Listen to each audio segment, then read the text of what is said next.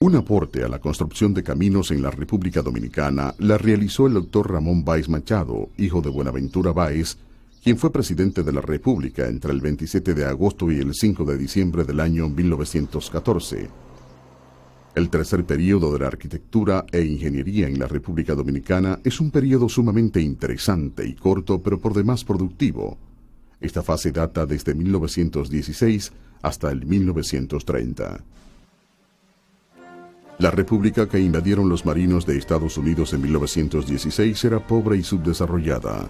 Menos de 1 millón de personas habitaban sus 19.129 millas cuadradas, de los cuales el 85% vivían en las áreas rurales y estaban dedicados a la agricultura.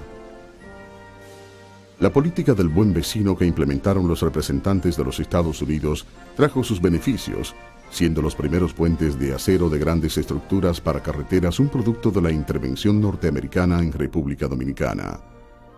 Haciendo una retrospectiva más amplia y yéndonos a la historia mundial, encontramos que la posibilidad de construcciones de estructura metálica aparece por primera vez en el tratado del veneciano Fausto Verancio, Machinae Novae, en 1617, donde describe el proyecto de un puente de hierro. La primera construcción metálica será también un puente, el de Severn, en Gran Bretaña, por los años de 1775-1779. Las primeras estructuras metálicas fueron hechas con el llamado hierro colado, que se obtiene como producto del alto horno, cuyo origen data del siglo XVI.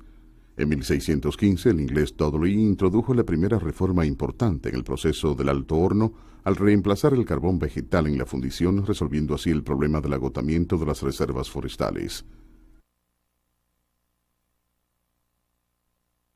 Y volviendo a la zona dominicana por el 1916, es menester aclarar que anterior a la intervención norteamericana hubo puentes de acero en nuestro territorio, pero pequeños y simples. Estas reliquias, que yacen en el anonimato, han llegado con pocas modificaciones hasta nuestros días, como este, fabricado en el 1913 en la ciudad de San Cristóbal. Se trata de un puente pequeño, pero con un acero de calidad indiscutible. La infraestructura era un gran problema, ya que su completa inadecuación, a pesar de los esfuerzos de varios gobiernos dominicanos para mejorarla, terminaban en la frustración.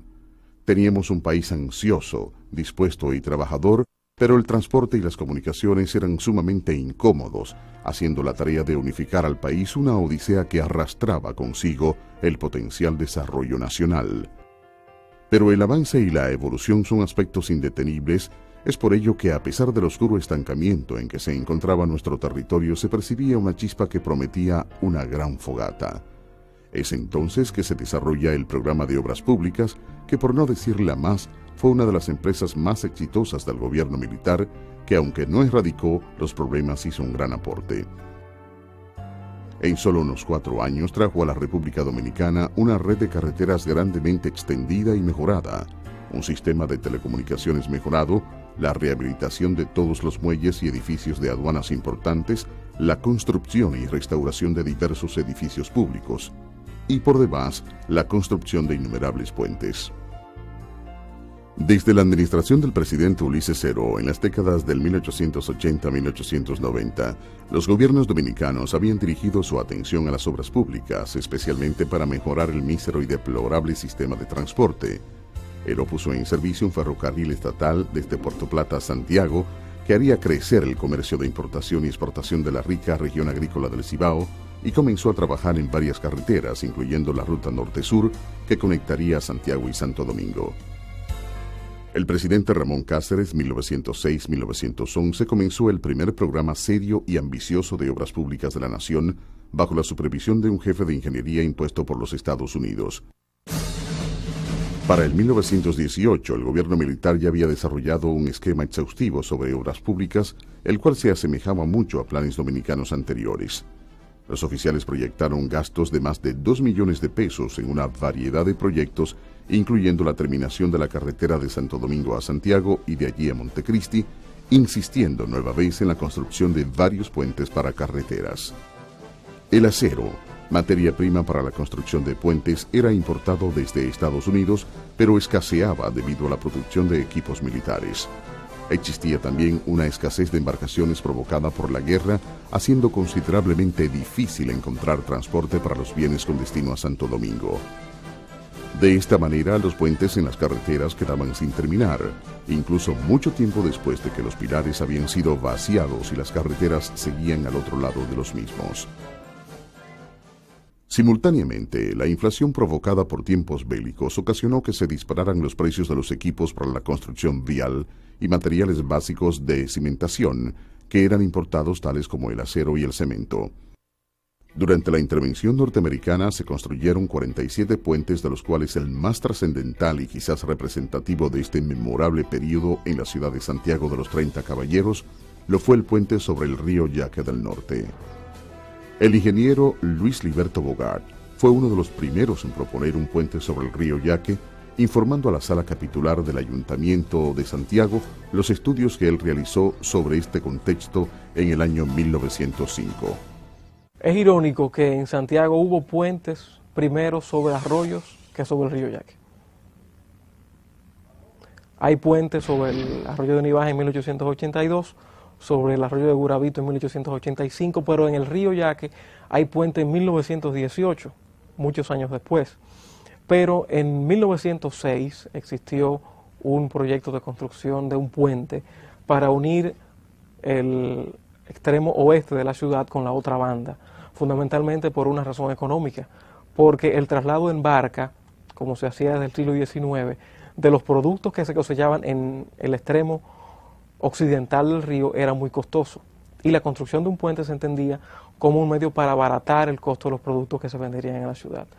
No se construye el puente en ese año. En 1913 resurge el proyecto con un préstamo que se consigna en el Congreso Nacional, pero es el gobierno de ocupación militar norteamericano, en 1917, el que abre un concurso público para la construcción del puente. Concursan 3 compañías norteamericanas ante la Dirección General de Obras Públicas del gobierno de ocupación, y gana el concurso la Leonard Construction Company, que fue la misma compañía que construyó el muelle de hierro de Puerto Plata, y ofreció construirlo en un plazo de 300 días y a un costo de $68,000. Se encarga la construcción al ingeniero J.E. Torup, que era el delegado de Fomento y Obras Públicas para la región del Cibao, y al ingeniero A.C. Anderson, que era el supervisor de la Leonal en el país. La obra se armó sobre las bases de mampostería que se construyeron en el río Yaque con tramos de longitudes de 100 y 50 pies. Este puente exhibió también un caballete de madera de 150 pies para salvar el desnivel de la playa del río y los soportes de mampostería. El puente Yaque se inauguró el 16 de junio de 1918. Impresionante, único enlace realizado en todo el interior del país que cruzaba el caudal de un río como lo fue el majestuoso Yaque de aquella época.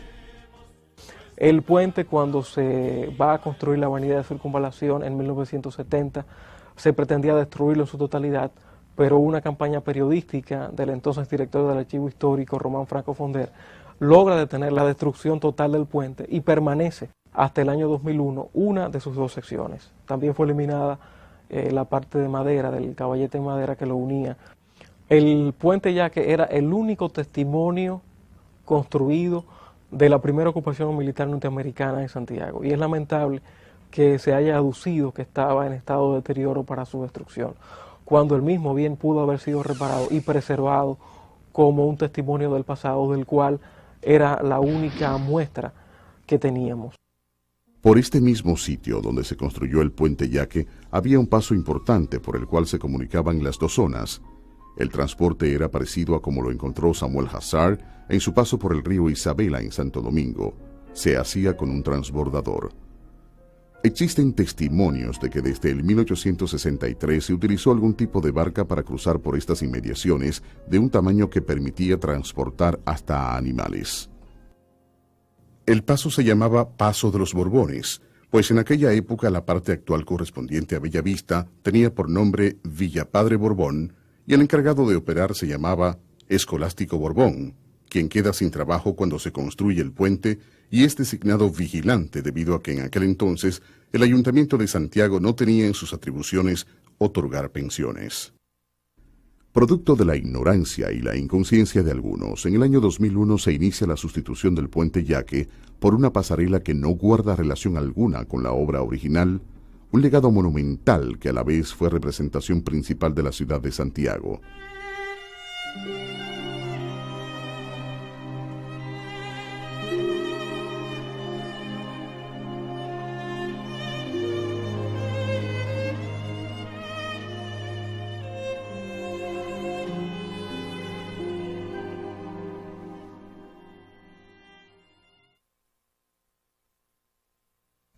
Todos los funcionarios de Estados Unidos también creían que unificarían políticamente al país, eliminando el regionalismo por medio de la creación de un gobierno central que pudiera ejercer un control militar efectivo sobre toda la nación. En la República Dominicana, fueron las nuevas carreteras las que mejoraron los costos del transporte, tradicionalmente tan elevados que imposibilitaban en vastas áreas de la República un funcional desenvolvimiento social y comercial. Con las nuevas vías se inició el progreso de la agricultura y de la expansión de recursos naturales, como es el caso de la madera. Del mismo modo, las carreteras redujeron los beneficios de los ferrocarriles de la República Dominicana y eventualmente ocasionaron la eliminación de la ruta Santiago-Puerto Plata. Hay una vieja frase, muy famosa, que se emplea cuando alguien hace las cosas sin miramientos. Su origen tuvo lugar en los años cercanos a la intervención norteamericana, cuando llegó al país una empresa constructora de puentes de baja categoría, que hacía los mismos con metales de mala calidad y en corto tiempo. Le llamaban la Bridge and Dine. Y el populacho, al no saber la pronunciación, la acomodó, y de ahí surge la palabra a la brigandina, destinada por el pueblo de nuestro país a cualquier tipo de acción rápida y mal hecha. Desde 1924 a 1930, la administración de Vázquez emprendió casi inmediatamente un programa general que incluía la terminación de las principales carreteras y la sustitución de los puentes provisionales de madera por puentes de concreto y acero. En la administración de Horacio Vázquez se hicieron 21 puentes pequeños. En el 1928, el presidente Vázquez contrató 7 puentes de acero con la United States Steel, pero fue la administración que le sucedió de Rafael Leonidas Trujillo Molina la que concluyó estas obras bajo contrato y la que realizó la mayor cantidad de puentes en todo el territorio dominicano. Puentes Dominicanos, enlaces de mi patria.